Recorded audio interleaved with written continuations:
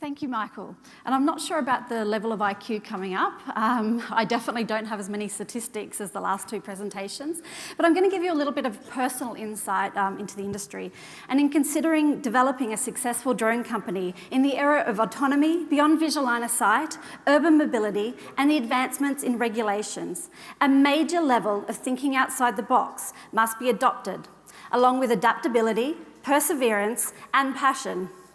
Another major factor that must be adopted by all companies, stakeholders, industry bodies, and regulators is collaboration. Without collaboration and all involved having a deep desire for progressing the industry forward, the advent of such things as UTM integration, beyond visual line of sight, remote ID will be stunted, leaving the industry stagnant. If you ask someone how they can collaborate, their first thought is normally, what technical skills can I bring to the conversation? But the true power of collaboration comes when you bring much more to the conversation. You bring your values, your belief, your hard work to build relationships. People always ask me, what does it mean and how do I apply that to my own company and why will it help? But first, I may be a new face to many of you here, so let me share a little bit about what Hover UAV has been collaborating and working on in 2019.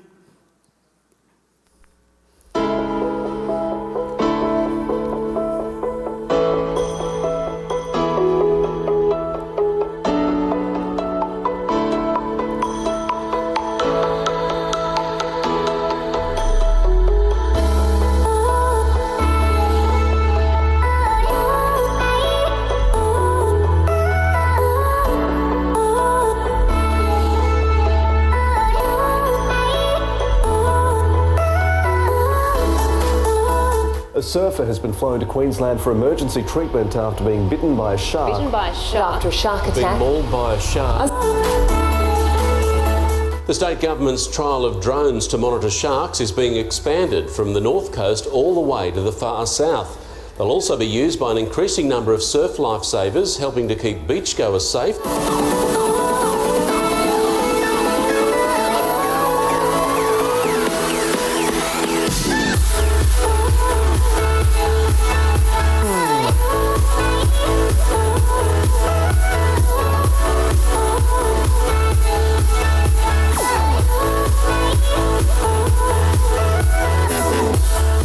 Drones carrying life-saving medical supplies may soon be used as a delivery service in Victoria.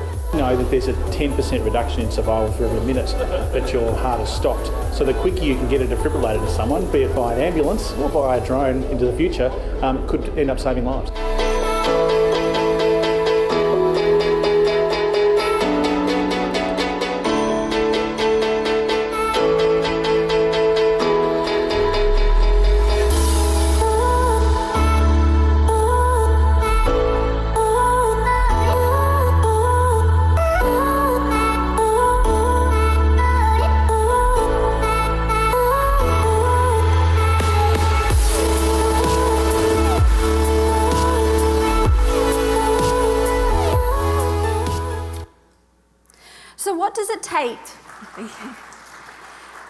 So what does it take to deliver some of these projects and work with some of the most progressive and world-leading companies throughout the world? Over the year, I've realised there are three key fundamentals that I must undertake to build strong relationships and enable teams and clients I represent to deliver outstanding outcomes. Do what you love. Passion is everything. Innovation, which simply means new ways of doing things that improve our lives, whether it be a product, a service, a method, or even a career. This cannot flourish until you're truly obsessed with making something better.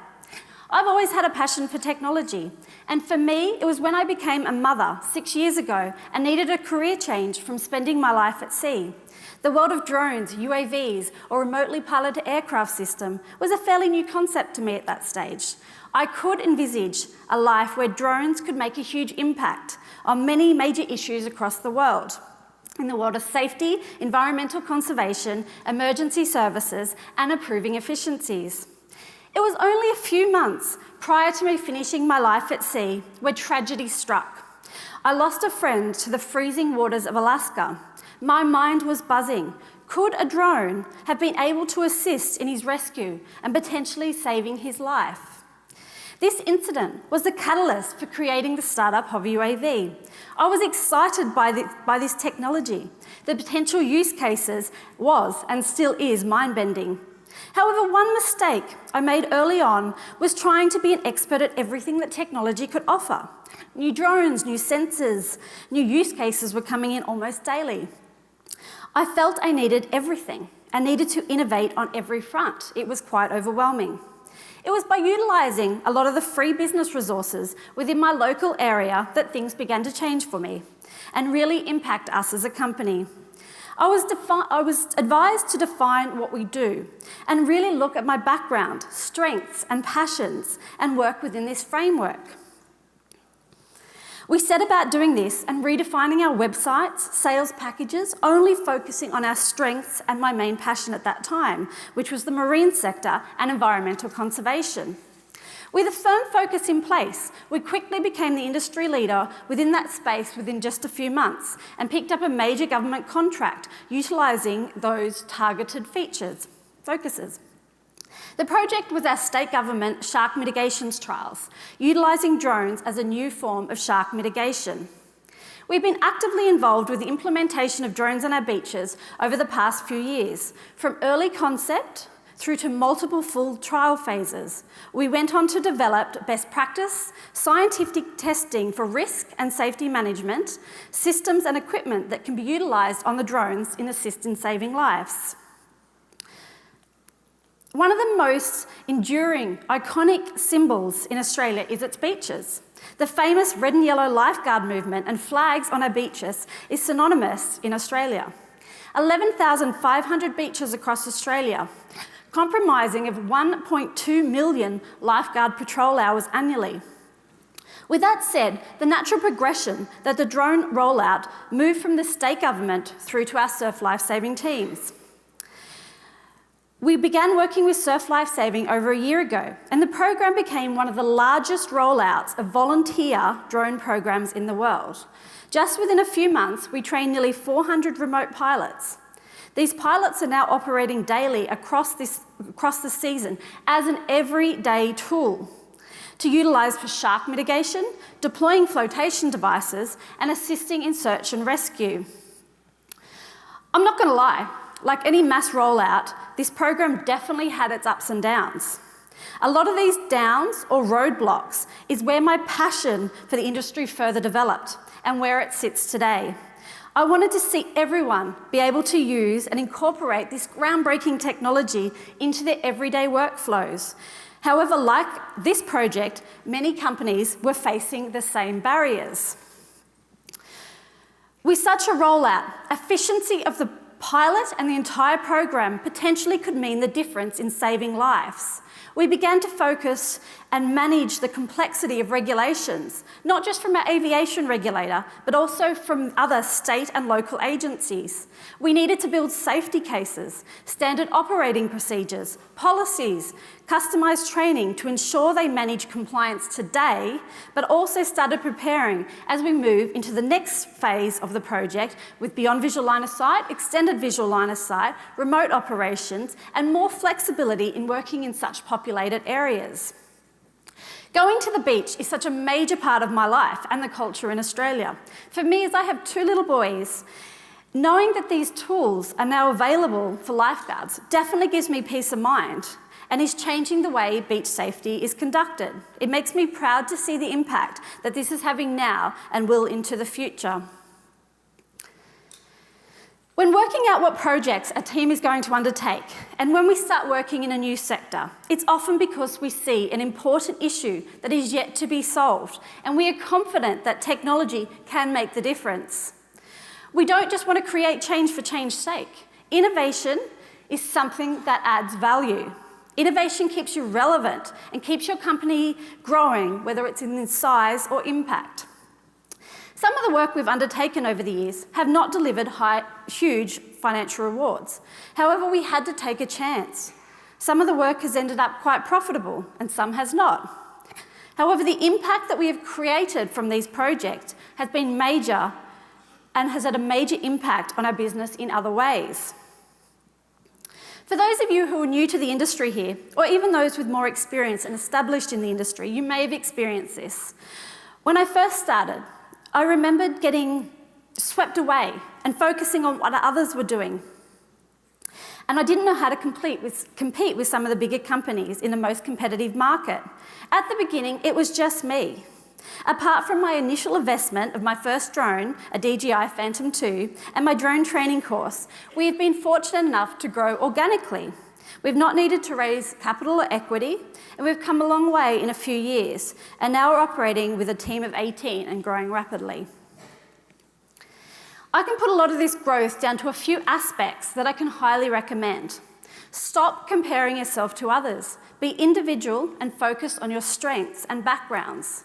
Be authentic and genuine as possible. However, I would say the most important one has been to build meaningful collaborations. I'm someone that goes into action and doesn't hold back. Actions speak louder than words. However, I know I couldn't do everything on my own, often due to the lack of expertise, equipment, or financial constraints.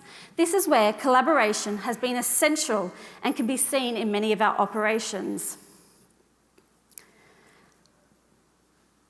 Over the past few years, we've formed many collaborations, including assisting in developing machine learning applications for auto detection of ocean pollution and marine debris. We've developed methods to extract critical and meaningful research data on humpback whales, such as collecting their snot or their DNA, to enable universities to better understand and gain a snapshot of whale health without invasive intrusion.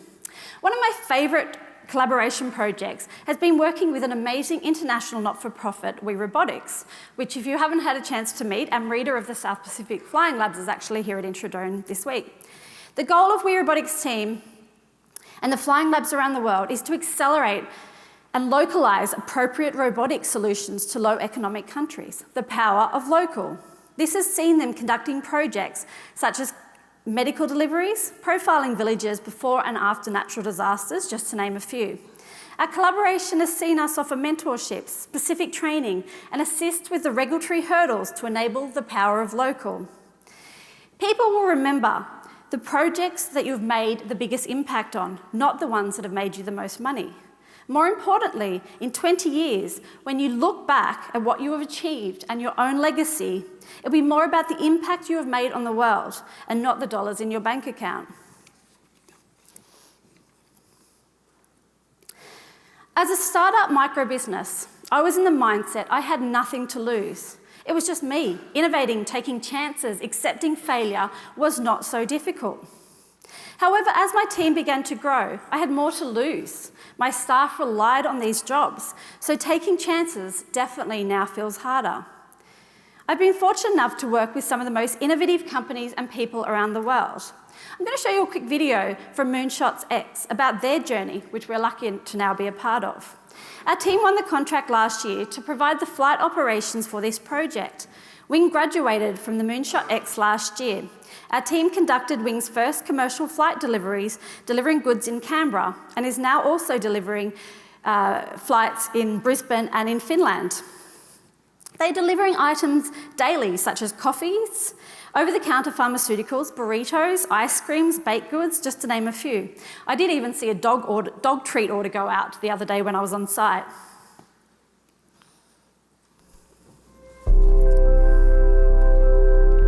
Loon and Wing are two of X's best experiments. And we've learned a lot by watching them grow up. As Loon and Wing have shown us, the most audacious thing you can do is to work on the hardest part of the problem first. Doing the stuff you already know how to do will teach you nothing. It's the stuff you don't know how to do that will teach you the most, so get your crazy idea out into the world and start testing it. 9 times out of 10, it won't work. You'll fail. I don't know that we've got a launch here. And you'll break things. Oh! And the things you could never have imagined would go wrong will most certainly go wrong. Only people who want to learn as fast as possible are willing to fail this much. Because it's not glamorous, and it's certainly not easy. But eventually, you'll fail to fail.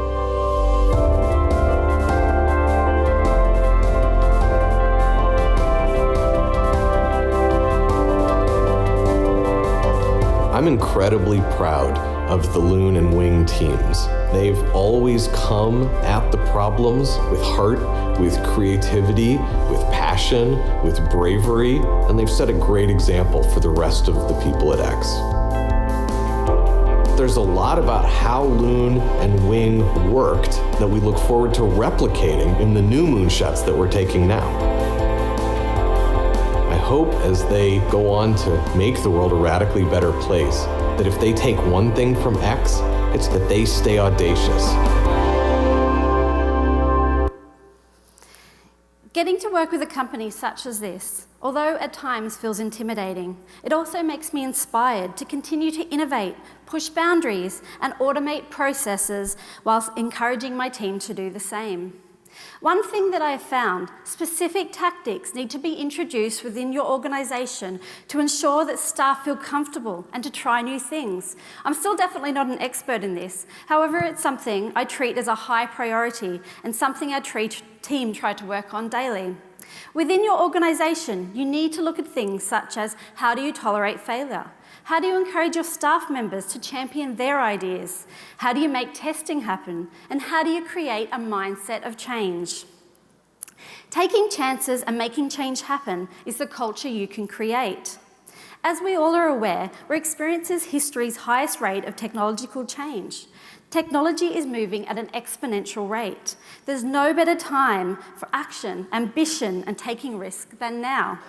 Just remember, you don't need a big idea, you need a little idea that you can make big.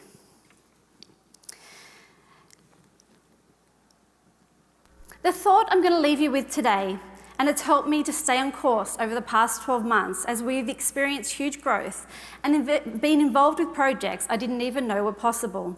For every speaker you listen to this week, for every conversation you have, and for every inspirational new product you see, please think about the power of collaboration. Is truly going to drive this industry forward, and what role you can play. Write down these questions and keep them with you to stay on course. What must I keep doing? What must I stop doing? And what must I start doing? Our industry inevitably will move forward, solving major social, regulatory, and technological issues. But it must be achieved by utilizing the power of a collective and a collaborative approach, rather than individual companies pushing forward their individual agendas. Thank you for taking the time to listen to me. It's been a privilege to be able to share a little bit of thoughts with so many amazing peers. I look forward to hearing more about all of your stories within the next day.